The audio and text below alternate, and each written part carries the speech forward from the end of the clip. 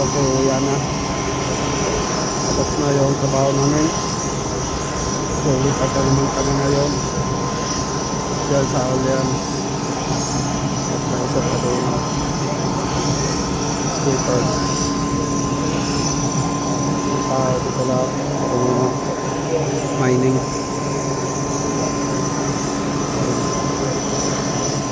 So, ang oras natin ay 4 o'clock. So, 30 minutes. Ilipat naman tayo sa Talpag. Then bukas, ilipat naman tayo punta sa Christmas Street. Ganito lang ang buhay dito. Trabaho. Buhay dito. Trabaho. Yun.